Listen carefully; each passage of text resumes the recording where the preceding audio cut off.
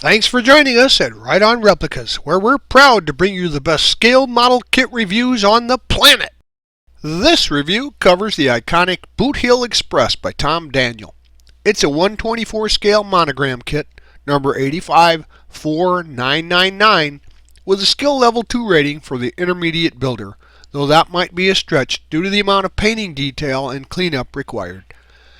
Now this is what happens when you combine a dragster with an ornate hearse. The beautiful wood lines and ornamentation of the carriage merge against the sheer power of a V8 engine to create the fastest hearse ever. Who would have thought of that? Well, Tom Daniel, of course. And this classic kit was re-released in 2013, but it's still available at online auction sites. Now the kit consists of 93 parts molded in white, clear, and chrome, with 4 vinyl tires, 2 front narrow drag tires, and 2 rear drag slicks with white wall inserts. Also, it comes with a bonus skeleton figure and the BHE tombstone, and features a single piece frame with spring suspension and full engine and injection system. Now there are no decals with the kit. When you're done, the length is about 6 1/4 inches long, 3 1/4 inches wide, and 3 1/2 inches high. Here are the contents of this kit. And you can see the bigs and littles are not bagged with the parts to prevent marring, and the direction sheets fold out type with good call outs and parts identification for placement. But still, it's going to take some cleanup. There's a lot of flash on these parts as these are old molds. And you're also going to find that you need to test fit often to make sure the parts will go together properly. Now we'll be using Model Masters liquid cement, sometimes some super glue for strength, and white glue for windows, or clear glue. But always remember to use the manufacturer's safety and use suggestions for any of the products that you see or hear mentioned in the review. Construction starts by assembling the 2 halves of the engine block and then attaching the left and right cylinders on their appropriate sides. After I had assembled them and set the glue, I painted this semi-gloss black, and note that you'll now have painted surfaces that will need to be scraped off if you're going to glue the joints together. So remember that wherever there's chrome or paint, you'll need to remove that in order to get a good bond when you glue them together.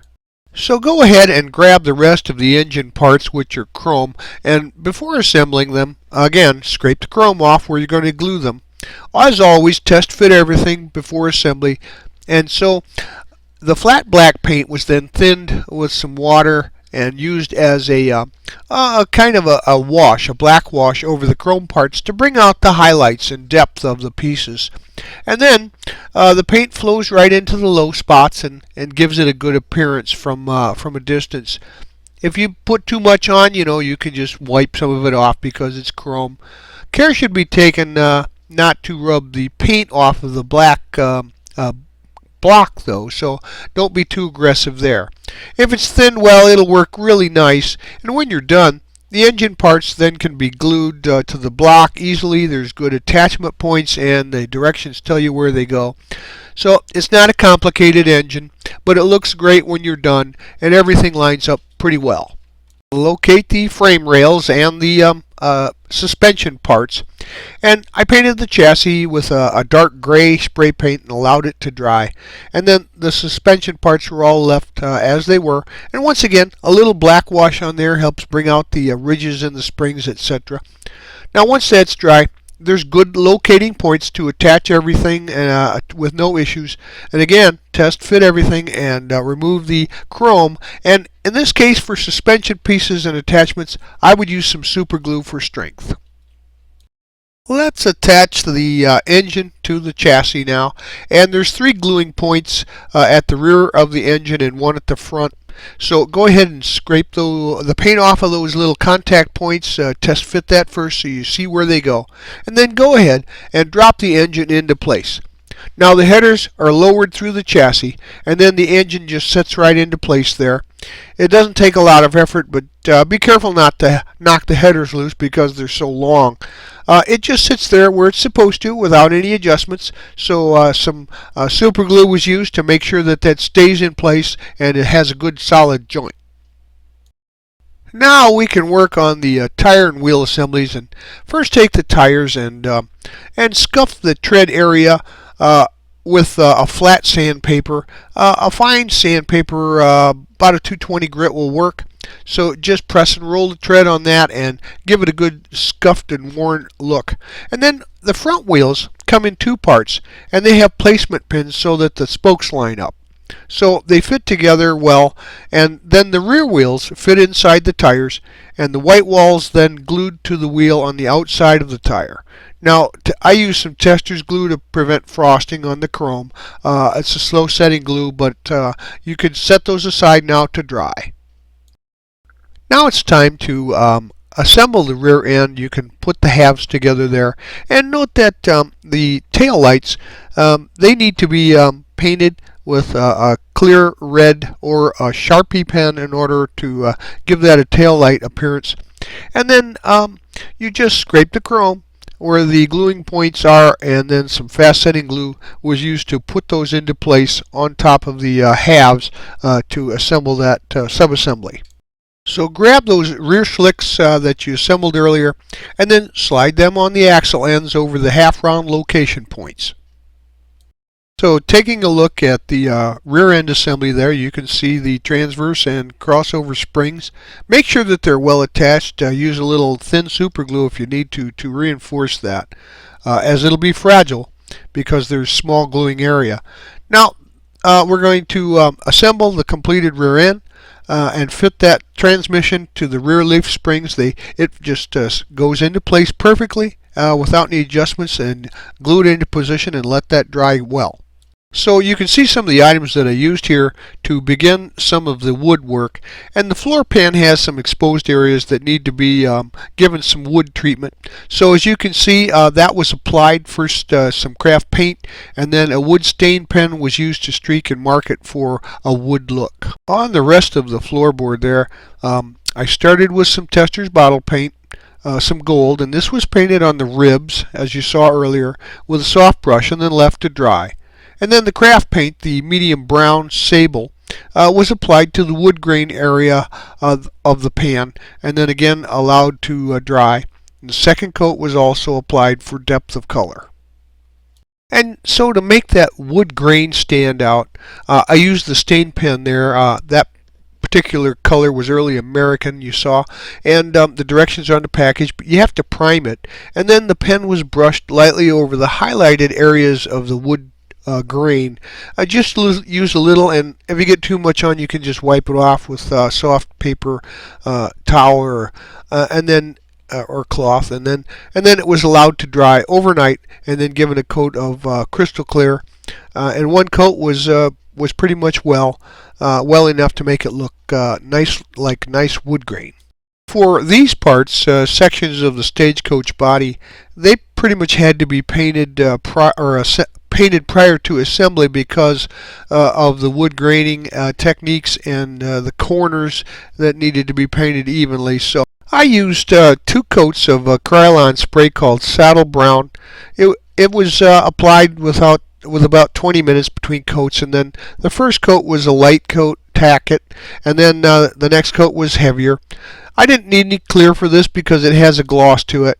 And after the base coat was allowed to dry overnight, then the craft paint and the stain pen were applied just as they were to the floor pan.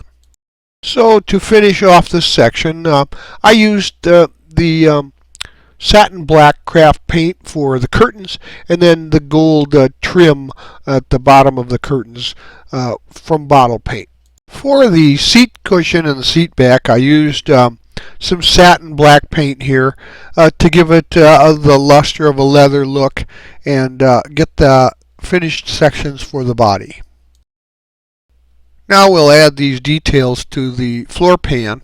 The fuel tank comes in 2 pieces, and the location points on the floor pan are clear. So go ahead and scrape the glue for those locating tabs and glue that into position. And the same with the side rails, and note that they're very, very delicate, so be very careful when you're working with those. Make sure that when you're scraping chrome off, you don't break the part. The window glass that goes into the body panels is a little tricky to apply. The bevels go on the inside, and I coated my glass with some Pledge floor care and let it wick off and dry first to help prevent frosting. And then I used some tube glue here in the corners, very sparingly, because if you press it in and you've got too much, it'll squeeze out onto the glass. So be very careful. And if you let that get tacky before you put the glass into place, that'll keep it from going where you don't want it to go. I deviated from the instructions. It says to build the coach on the chassis, but you could do that, but I think it makes it more difficult.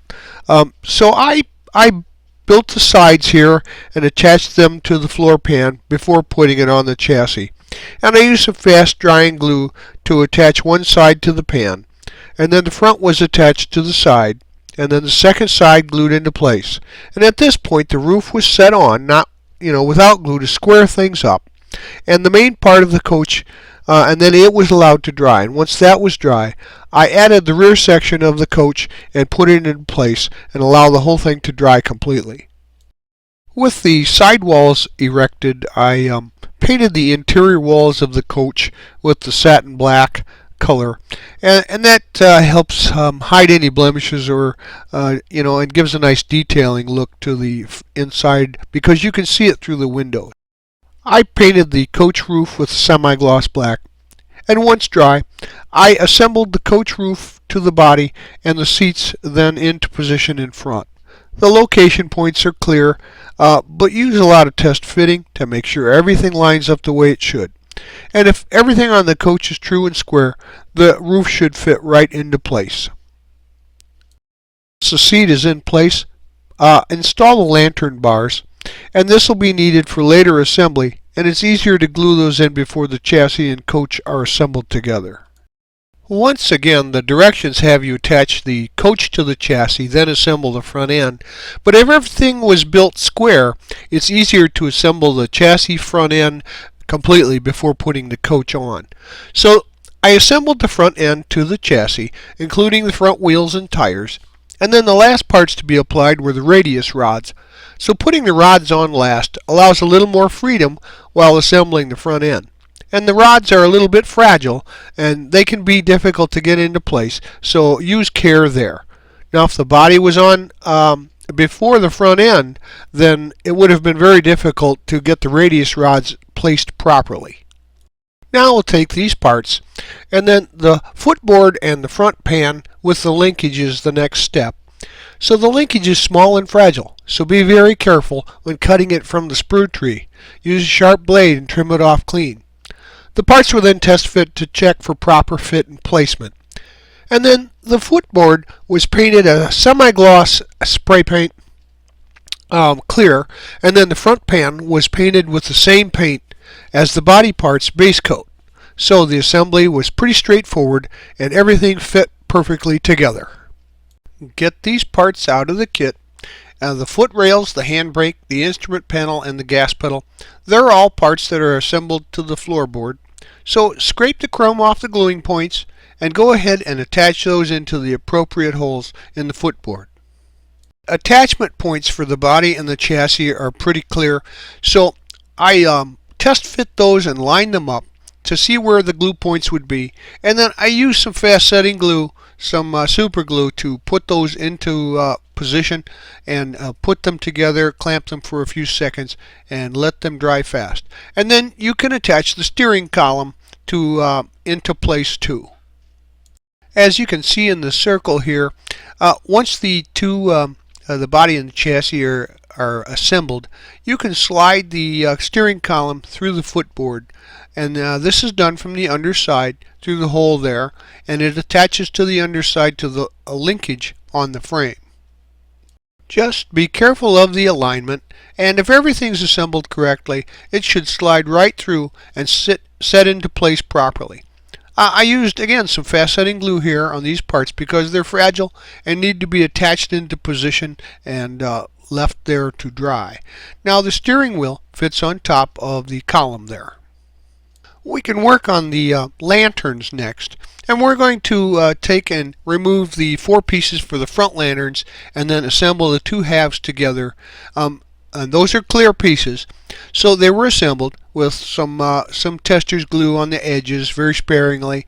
And then I use some Testors bottle paint to trim the top and the bottom of the pieces to make it appear as a brass. Once those are dry, you can assemble the front lanterns into place in the lantern bar just under the seat. Find the roof lanterns in the kit, and you can give them the same treatment with the gold trim. And once those are dry, there's 6 of them. There's some clear location points on the roof, so use a little glue sparingly and glue those into position there. Gather up the headers from the kit, and the pipes are going to go through that opening in the roof and line up with the engine. So it's important to make sure that you get the left and rights on the correct side, so don't mix those up when you remove them from the sprue. It might look a little tricky because of clearance here, but it's really not that difficult to put these into place. Yeah, use a little slow setting glue after you've cleaned the chrome off of the bottom end where they attach to the engine, and then carefully slide them into position on the engine where they go, and actually they'll line right up. Just make sure that they're straight and square as they're coming through the roof opening. I should have mentioned before that there are different places where these handles and the tow bar are located into position, but I decided to wait until near the end because they're so small and delicate to make sure that they could be placed without being knocked off in handling to install some of the other parts. So go ahead and locate those. Scrape off the glue where they'll be attached, and then put them into position on the body and the chassis. And as you can see here, the handles were glued into place, and I used some fast drying glue to keep them there, and that gives it a fast, strong bond. And you shouldn't need to handle it more than just attaching it into position. With the coach finished, now we can turn our attention to the skeleton. It comes along in it's in 4 pieces, not including the stand and the stone, and there was some flash that needs to be cleaned up, especially around the ribs there. I used a sharp blade just to remove the flash, and they're very fine, so be careful when you're using your blades. Make sure you cut away from the structure to release any pressure that we have that would bend or break them. And then the pieces are glued together with some slow setting glue, and line those up so that they look like they're in the right position. Now the skeleton, I didn't give it a base coat because it's white, but I used some the craft paint there to get into the insets and thin with water, and then I rubbed off any of the highlights or high points, and then the paint stayed in the low areas and crevices. Next up, I painted the gun holster, the hat, the stand, and the headstone with the same brown that I used on the body. And then the neckerchief was painted with a red Testors bottle paint, and the lettering on the stone was hand painted with a fine brush on the raised script there in a semi-gloss paint. And once the stone had dried, the wood stain pen was used to brush over it and highlight and appear as wood grain. Well, there you have it. This iconic kit was just a blast to build. The Boot Hill Express was probably one of Tom Daniel's more famous kits, and what an imagination. But this kit is not for the faint of heart. There's a lot of flash, and you'll need to test fit everything before you put it together, and do some sanding and trimming occasionally. I deviated from the instructions a bit for ease due to some of the detail painting, but if you put the time into to do that, this kit turns into a real display head turner. And if I were you, I'd buy one and put it on my shelf. We hope you liked this premium step-by-step model kit review, and so that you don't miss any more, please subscribe to our YouTube channel. But you can find us on Facebook and also at our website, rideonreplicas.com. Thanks!